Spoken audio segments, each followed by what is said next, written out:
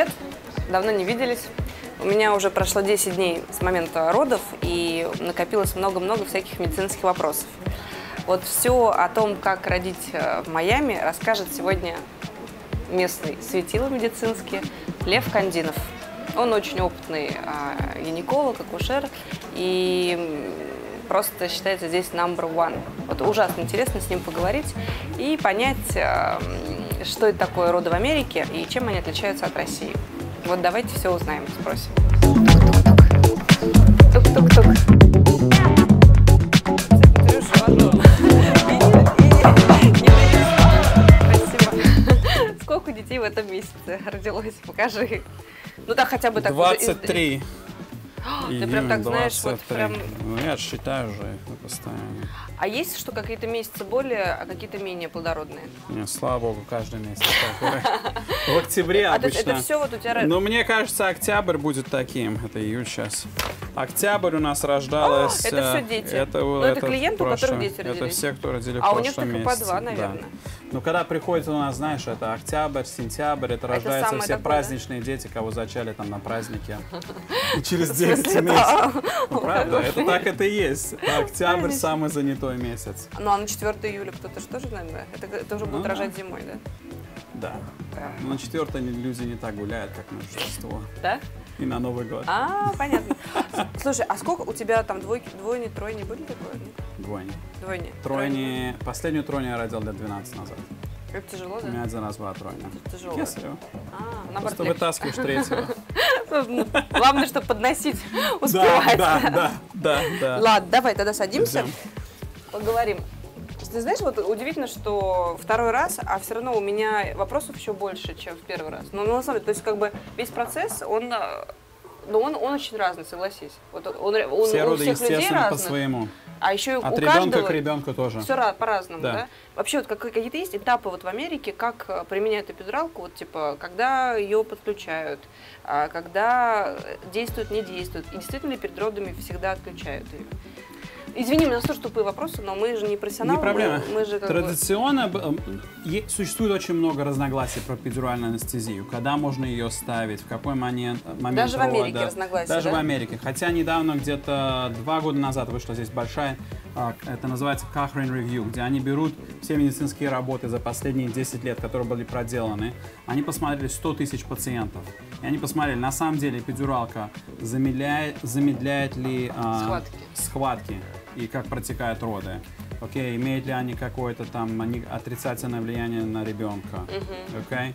И они посмотрели, конечно, на удовлетворенность самой матери в процессе родов. Конечно, они нашли, что все, кто взяли эпидуралку, очень-очень удовлетворены тем, что они ее взяли. По статистике, из всех, кто изначально не хотят брать эпидуралку, 90% в конце концов ее берут. Из тех, кто не хотят, 90%. Очень высокий процент женщин в конце концов сдаются и берут ее. Конечно. Вопрос теперь, стоит ли пострадать до того, как ты ее взяла.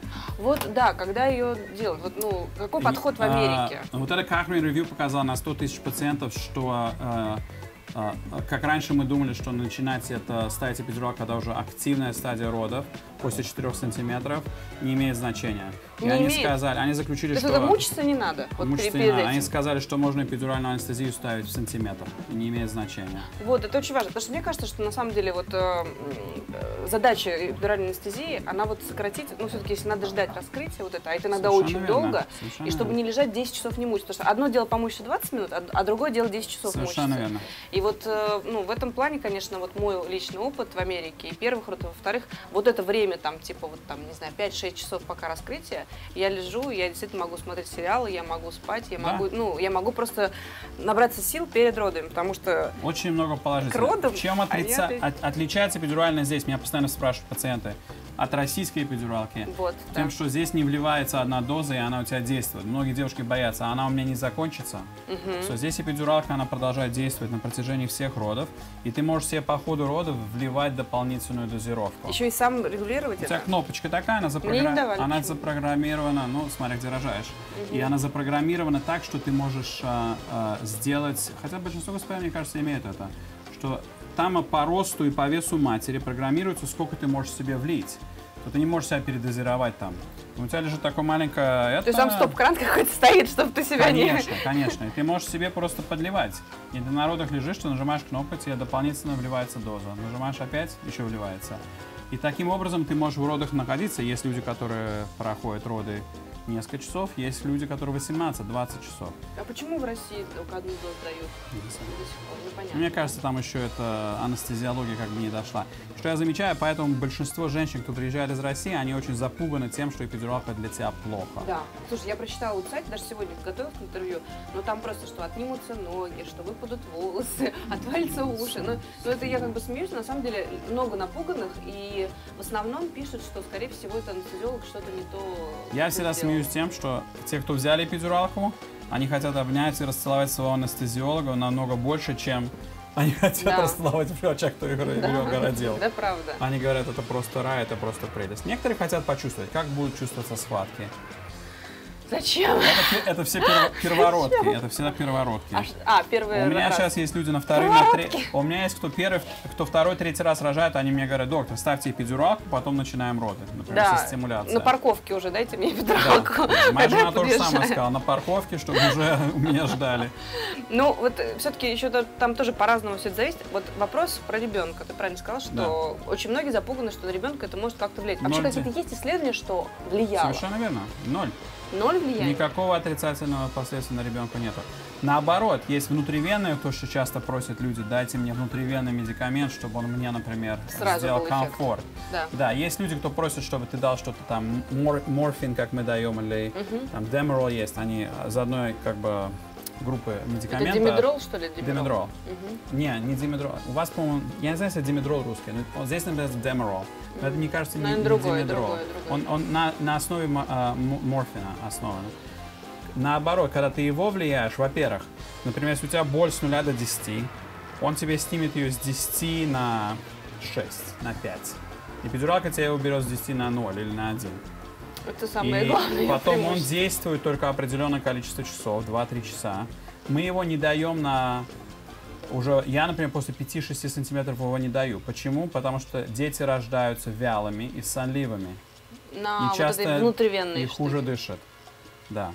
Я, например, как врач... Это по своей практике или это практика? Ну, это как есть. Это общее, это как это есть, да. Большинство врачей после 5-6 сантиметров не будут давать этот медикамент, боясь из-за того, что ребенок может быть немножко вялым, сонливым.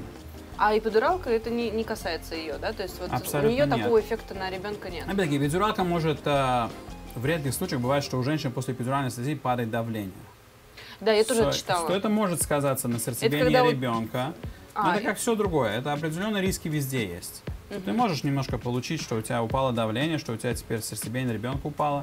Но обычно мы это как бы корректируем между внутри физраствором, между там у нас медикаменты есть, эфедрин, что даешь маме, чтобы у нее все это поднялось и восстановилось.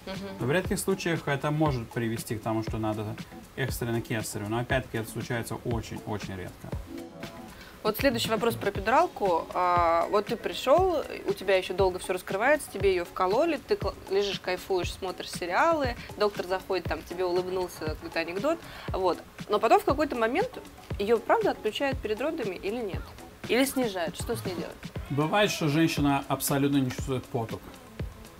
Тебе надо, чтобы у нее теперь она с этого нуля, где она нифига не чувствует, с одного, ничего не чувствует, ей надо, чтобы она немножко началась возвращаться обратно, чтобы чуть-чуть чувствовать, что надо теперь выталкивать своего ребенка. Не чувствует поток, имеется в виду, что она сама, когда напрягает мышцы, она не чувствует, что мышцы напрягаются? Ну да, ты когда просишь, чтобы она пушила ребенка, просто женщина абсолютно не чувствует это.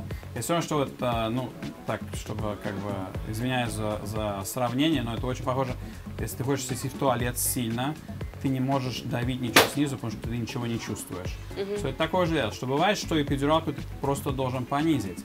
Я это тоже достаточно часто делаю, но ты потом ее понижаешь, но она все равно продолжает действовать. Чтобы пойти теперь с этого нуля и вернуться обратно, чтобы боль у женщины была 7, 8, 9, пройдет 2-3 часа. И поэтому большинство женщин за это уже за 30-40 минут после поток родят. Поэтому даже если ты ее немножко понижаешь, то там есть Это не несколько. так больно, как Нет, было бы да, совсем без это нее, да? совершенно у не женщин возвращается к 10. чувствительности нету. Все равно. Но у нее возвращается хоть... У нас есть в теле две функции наших мышц. Или вообще тела. Сенсори — это чувствительность, и есть motor — это где ты двигаешь. Движение. So, когда ты отключаешь эпидурал, сначала эпидурально выключает все. Когда ты ее, например, если ты сказала теперь, окей, но она вообще ничего не чувствует, она не может потуги делать ничего, да, я понижу немножко эпидуральную анестезию и посмотрю, как у нее будет. Мы сначала, например, в госпитале у нас стоит 12 там уровень. Мы скажем с 12 давай поставим на половину, на 6. Посмотрим, как мама себя чувствует. Окей, она говорит, знаешь, я чувствую. Я прошу ее там push. Она говорит, окей, я могу толкать немножко. Alright, so мы тогда оставим, как это и есть.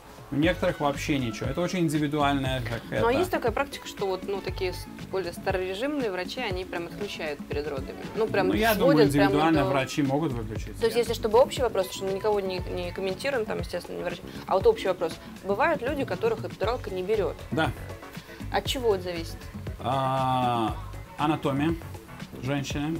Потому что эпидуральная анестезия вокруг нашей спинного мозга у нас есть оболочка. Эта оболочка называется дюра. Вот эпидура, она должна пройти через эту оболочку, но не доходить, как бы оболочка, которая отделяет это от спинного мозга. Сколиоз может повлиять на человека. Есть у людей тоже, да, если искривление там какое-то. Если врач недостаточно далеко ввел, бывают нюансы, которые как бы могут повлиять на это.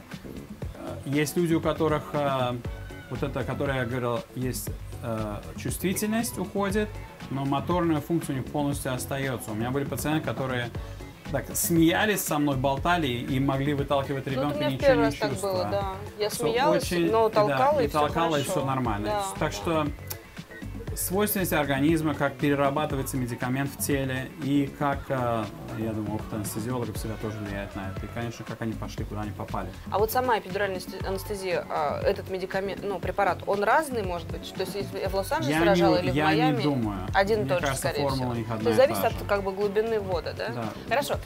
Про эпидуралку мы поговорили. Другой вопрос у меня вообще тоже, как в Америке, ведут беременность. Вот до родов, да? Вот, ну, в России есть такая практика, очень много анализов.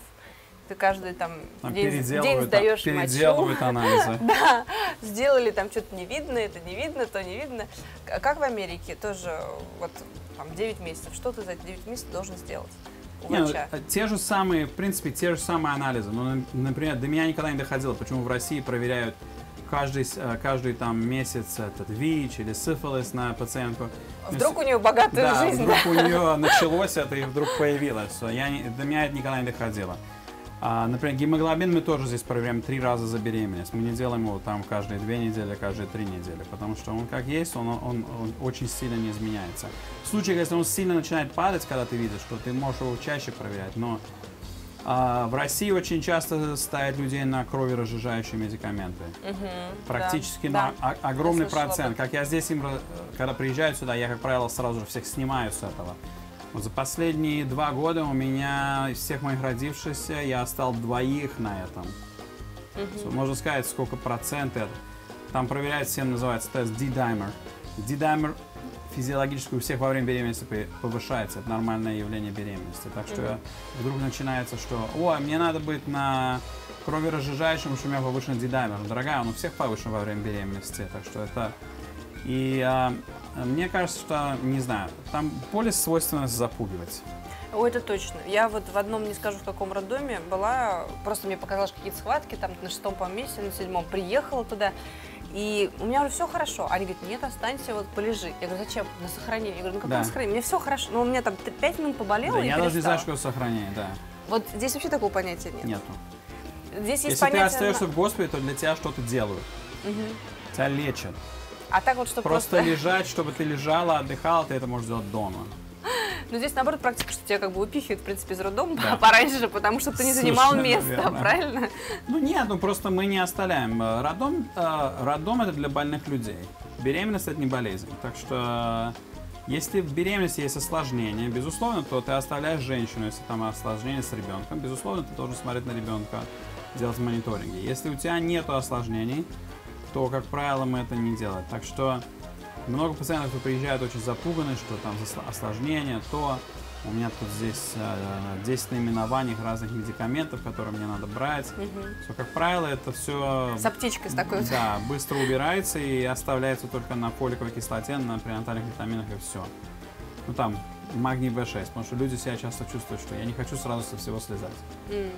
А вот, кстати, после родов надо принимать витамины? Кальций. Кальций надо принимать? Кальций и мультивитамины. Американская и Израиль это одна система тоже. Как бы в Израиле все обучение, все идет по-нашему. Но медицина должна быть, как мы все практиковали, на английском называется evidence-based medicine. Это медицина, основанная на evidence, ну как бы на науке. Ты не можешь делать научно доказанное. Вот когда люди говорят про эпидуралку, то же самое. Ты не можешь сказать, ну я думаю, что так, или да, Google говорит так, или там звезды говорят. Да, моя подружка мне сказала, что, наверное, будет вот так. Мы должны, когда практикуем медицину, мы должны смотреть, вот наука, вот как это сделано, вот как безопаснее, как это должно быть.